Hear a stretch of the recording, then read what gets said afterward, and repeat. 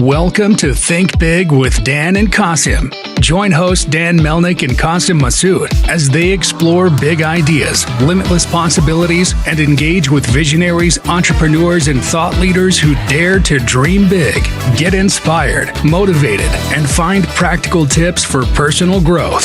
Think big, dream bigger, and ignite your potential. Welcome to Think Big with Dan and Qasim. If you guys want to go ahead and introduce yourselves, tell us where you live and what you do for a living. So I am Alicia and I am a co-founder of Bubka, and this is my husband Ari, who's also a co-founder of Bubka. Bubka is it's a wearable breast pump company, and we're based in Australia, and our aim is to make pumping simple, to keep it simple. Awesome. So how did you guys get the idea for this business? So it really came, I'm just going to talk the whole time. It really came from a need. It came from my need. It came from us looking at each other in the hospital and saying, oh my God, is this actually what we have to do? So really what I mean by that is I was, I think 4 or 5 days postpartum after having our little boy 2 years ago. And basically the nurse wheeled in a pump. For those who don't know anything about pumping, it was a big breast pump on wheels, bulky, huge cords, wires, flanges, all these terms, all these things. Wheeled it in, left, didn't really give much of, I guess, any background on what I had to do. And there I was a couple of days postpartum, crawling around on the floor looking for a PowerPoint. It was a bit hectic, and it made me realize, I guess I turned to Ari and said, like, is this actually what every mother does? Is that, I can't accept that. Am I supposed to do this now going forward? Because I don't want to. So really it came from our own need. And I guess it's a bit of a rite of passage for, become a parent, start a business. But it really did work for us. And from that moment, literally the traction built from there, even though we were doing a million other things as brand new parents who didn't really know what we were doing at the time. Yeah, it continued from there. We wanted to solve Alicia's problem. Yeah. So there weren't many, I guess, cordless breast pumps. So we're just constantly getting different samples, speaking to lactation experts, speaking to product designers about how can we make this as discreet and as hands-free as possible. Because unfortunately, we had a latching issue which you didn't discuss. So breastfeeding just in the beginning wasn't an option. So breast pumping was the only option. And I think we looked at the stats. Like essentially, Alicia would have pumped around 1,800 hours in a year. It's like the equivalent of a full-time job. And we're like, if there's so much time spent connected to a power cord, how can we make this better? So that was kind of our first. So the great thing with this was we had we had a test case. I was living with the test case and constantly just trying to perfect the product. And the greatest thing is Alicia was part of 3 different mothers groups. So they were like our focus group. So it's just something that I think found us. Yeah. That's awesome. But I guess it's one thing to have this idea and to solve the problem. Like, were you guys, what's your background? Did you start other companies? What inspired you to actually solve this problem and turn it into an actual business? Yeah, so both of us aren't from, I guess, the femtech space. Alicia's an event manager for more than 10 years now, and I've been in B2B sales for also about 10 years. But I think we've always had a bit of an itch to start something. And one of my first little ventures was also a wearable device for night runners. So I've always been kind of interested in technology and kind of whenever there's a problem, just constantly just talking about what would the solution be. So sourced a few products. So we've always had that itch, and we always kind of surround ourselves with people that potentially would know the answers to these questions. So I guess when this happened, we just kind of did it like any other small little idea we've had. We just let's test it out. Let's speak to this person. Let's speak to that person. I had experience sourcing different products. So yeah, that's how we came about. For me, working in events, I had no connection to breast pumps. I didn't even know what a breast pump was before this. But for me, working in events where my role is, all right, solve the problem. All right, what's the problem? Solve the problem. I had to solve the problem. I couldn't grasp the fact that now me being on maternity leave for that time was then expected to sit down attached to a wall away from my lunch, my water bottle, anything I needed. I couldn't play with the baby. I couldn't do anything that I needed to do as a new mum. So in my mind, solve the problem. So that's what we tried to do. Awesome. Yeah. So in terms of your business today, is it mostly direct to consumer? Or are you selling mostly in Australia? Like, what does that look like in terms of breakdown, where you're selling and how you're selling? Yeah. So when we first started, we were just coming out of COVID. D2C was perfect in that regard. It's also was quite a clunky experience purchasing breast pumps in physical retail, quite a high priced item. So they would actually almost treat it like cigarettes, and high value items would be behind the counter. You had to go get a key. It was a whole like very much like not a great experience. So we're just like online's perfect. But what we wanted to do from day one is create this amazing experience that wasn't like buying anything like, any fashion item or personal care item. It actually, we want it to be like a curated journey from a quiz to which products and which sizes you are in that online experience. So D2C, to answer your question, has been 95%. And in the last, I would say 3 or 4 months, we've gone into like boutique retailers. Just because, omni-channel is something that we want to get to. And maybe this coming year, we would love to launch another country, specifically America. Yeah. But are you selling on like Amazon at all, or is it really just only from your website? Yeah, no. So we are now on the two main marketplaces in Australia, Amazon and another one called Catch. But but to be honest, like, it's still within that small percentage. Most of it has been through our website because again, we believe it's that unique experience. Size is another thing we haven't really discussed. You can have a cordless breast pump, which is great, but 99% of breast pumps are sold with a 24 mil flange. I know that means something like what is that? But essentially it means that it only tailors to a very specific nipple size, where most mums have nipples size ranging from a wide variety, and we have about 8 to 9 sizes now, which is very different. So we want to talk mums through about that size, because that's the difference between a good experience and a terrible experience. So that's why we love our website, and we do want to grow with other channels, but that's been our focus. Right. So like essentially, like in retail, it can be like a bit tricky because you have so many different sizes and like shelf space. Like, how do you know like which sizes to actually stock at these retail stores? And I think that's exactly right, that at the moment, it's actually been amazing to be in touch with our customer directly. I personally love that. I love hearing from them. I love when they reach out. I borderline start sending unsolicited emails to our customers. Sometimes, no, that's a lie. But that right now is exactly what we need to continue to grow. We need to be able to speak to them. What we are doing, I guess if I can say this, is developing some products at the moment to make that process that Ari touched on, the flange, that all important flange that comes with the breast pump, make that more, educate rather. So educate our customer base to understand what's involved in picking your flange, because of the experience I had in the hospital where the nurse came in, handed me this flange. I was like, okay, cool, great, sounds good. And I actually lost it, for however long. I lost it for like 2 years, right?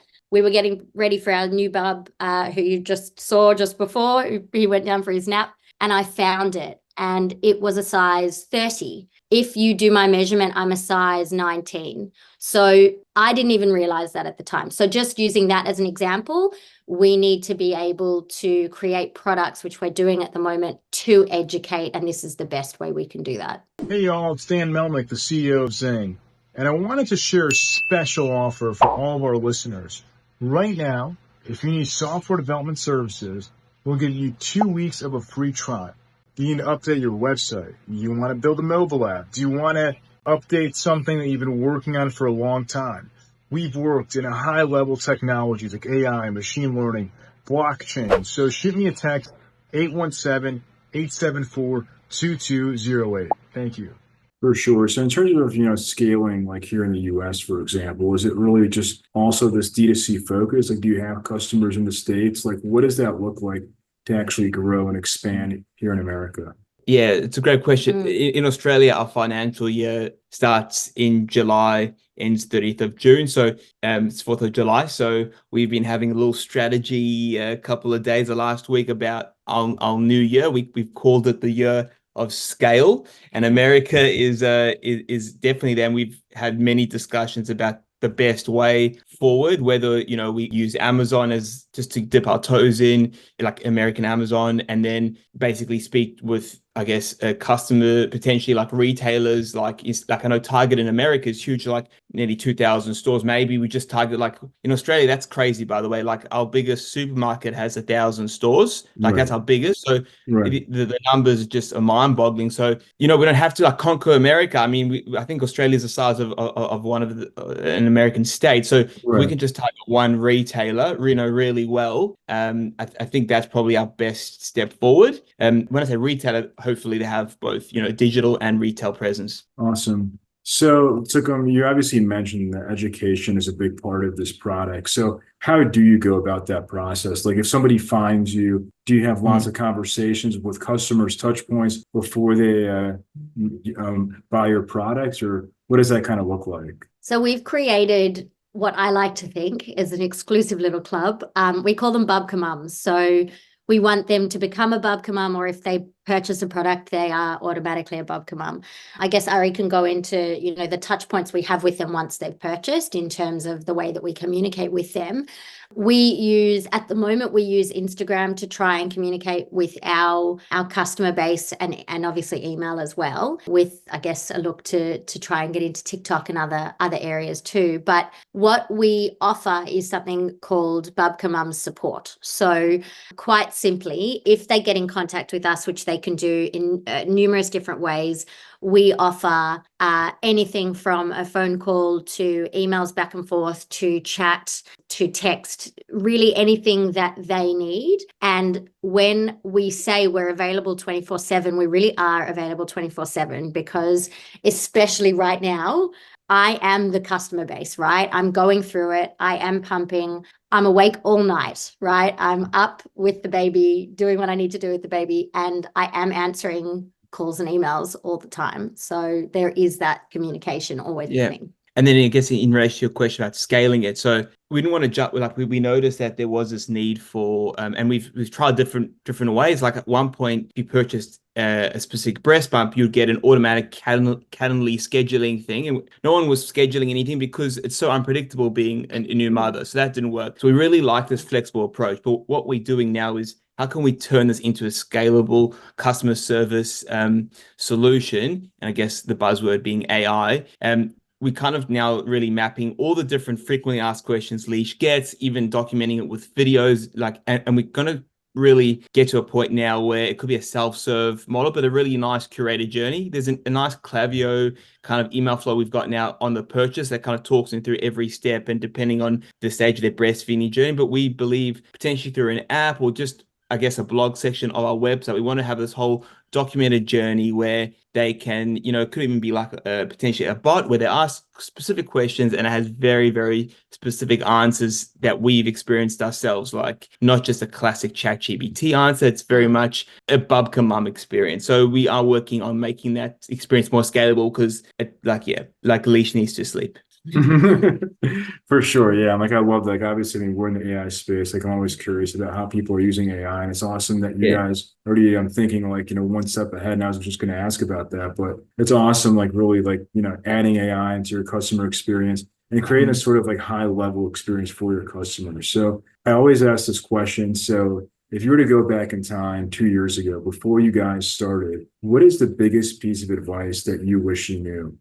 That's a good one. About the business or just about the business? About the business. About the business. I'd say I've got one. There you go. I would say, and it's not always possible. So this maybe could be slightly unrealistic, but if you think it, make it happen and don't hesitate. I think that would be, looking back over the last 2 years and as we continue on as well, there have definitely been things that Ari and I have looked at each other and been like, that's such a good idea. Wouldn't that be a good one to do? And then we've just gotten on with our day.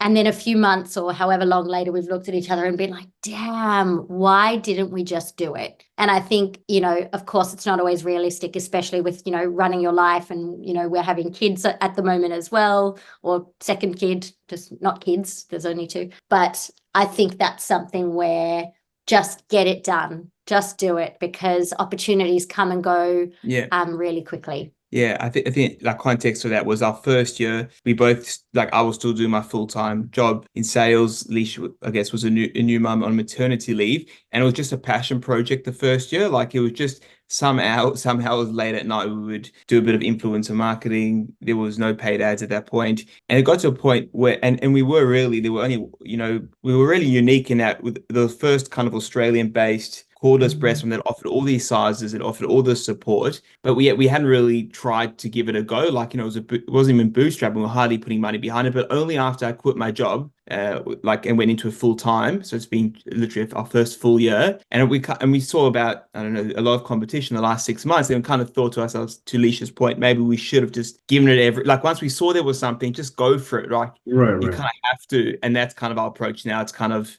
head down, let's give this everything. Obviously, like, give our 2 kids attention as well, but also, like, doing it we super focused now on making this happen. The need is there. Yeah. And I think the beauty of this product that we've got and the business we've created is that it's not just a new mum that needs a product like this. It's not just a new mum that needs a breast pump. Even a second-time mum, we hear this all the time, and me as a second-time mum now is experiencing it. They don't have time to stop. They didn't have time to stop as a first-time mum.